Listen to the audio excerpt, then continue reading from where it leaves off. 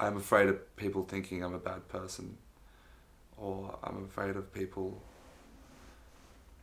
having resentment against me. I don't like the idea of people being upset, or I'm scared to I'm scared to hurt somebody because I feel that pain, and it's not something that I want to put onto someone else. Um, I'm afraid of not being liked. I seek acceptance. I'm afraid of not being accepted into a group because I'm secluded. Then I'm alone. I'm afraid of. Um, I don't like the idea of people thinking I'm a bad person. That scares me, that people would think that I'm a bad person, because I really consider myself. I try my hardest to be a good person, and it's a scary thought that people, no matter how much control you have over a situation, people can still find a reason to think that you're a bad, or believe that you're a bad person, and that scares me quite a bit.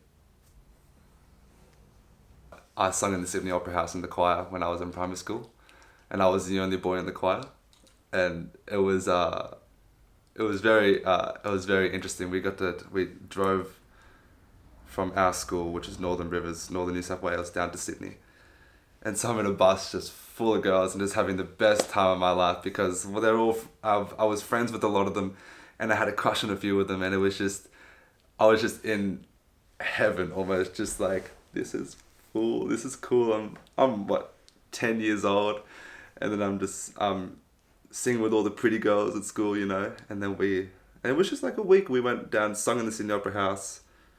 I had a full afro going on. I kept my afro comb in my back pocket, and I was walking around with my hair bouncing and stuff. It was dope. It was so funny, and yeah, I had such a good time, and I think it was a lot to do with just being surrounded by so many women and not having, because I grew up with a lot of women in my life rather than men, and so I felt a lot more comfortable relating and talking to women, and I gained some of my close relationships through that trip. Still to this day, I'm really close friends with some of the girls on that trip. And yeah, it was heaps of fun singing in this opera house with, yeah, a bunch of cool girls that I admired and thought were pretty.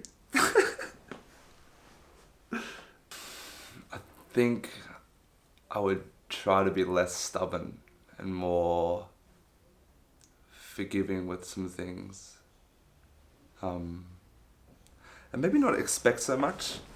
I feel like if I could change something about myself in the past, is that what the question is? Change something about myself in the past? Yeah, it would be to be a bit more forgiving and have less expectations on people, because that seems to be where most of my pain comes from, was maybe a sense of disappointment, or having too much, having like setting a high expectation on someone and then not letting them fulfill it. So I guess that, or maybe committing myself more. Yeah, I don't know. I don't really necessarily need to have anything on my tombstone when I die. I think if there's already a memory of me, or if there's some way for people to remember me, it would be for like, and he was. I want to be able to inspire and help people, and so having what's written on my tombstone is like having a legacy, or something that people remember you by. Like they say, a great son, a great father, a great brother. I would rather a great leader. I would rather someone who's understanding and caring and can find the peace and the order and the chaos. I would rather be an inspiration to be able to help people improve themselves, rather than look up to me as someone who just improves, who just thinks about themselves as being a good person. I would rather be able to guide people or assist people, just be like be maybe the barriers in a bowling pin alley to help them guide on the way to happiness or peace or whatever that is that they're looking for. I want to be able to help in some sort of way. So thank you would be something that would be good on my tombstone, because then to me, I guess I felt like I'd done something in the end. Gives it a bit more meaning and purpose in life and motivation to help, to continue helping out, Yeah.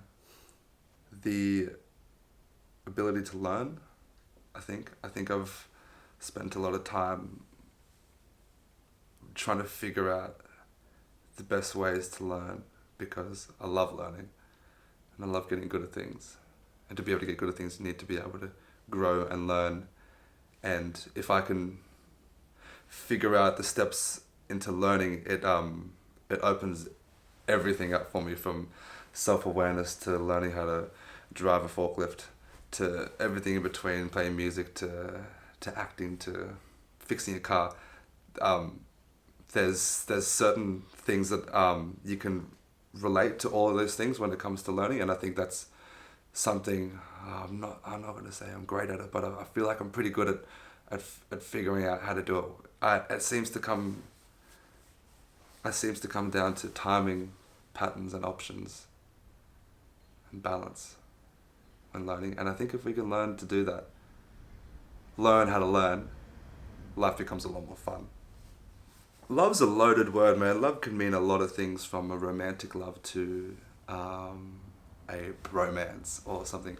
Man, when I'm in love with someone, I get a lot of tingly feelings, and that's such a cliche thing to do. But I remember thinking about one of my past girlfriends when I was first starting to hang out with her, and I would think about it, and I would just like get a big shiver and be like, "Whoa, what was that? I don't even know what that was." And then all of a sudden, you just want to do things that make them smile, because seeing them happy is like, to me, it's just like the best kind of high you could get, was just to, I would on the way home to go see her, I would like stop at all the places and get a knife and cut some flowers, or the wildflowers, and I'd bring her a bunch of flowers, and like just the smile on her face would bring me so much happiness, because I could just tell that I made her happy, and that was like, I feel like that's a close feeling to what love is,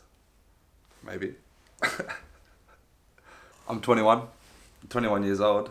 I definitely don't, people don't think that I'm 21 years old a lot of the time. I get 28. Sometimes I get 30. I feel 21 in the sense that I'm naive with a lot of things. And I come into situations very trusting because I'm so naive.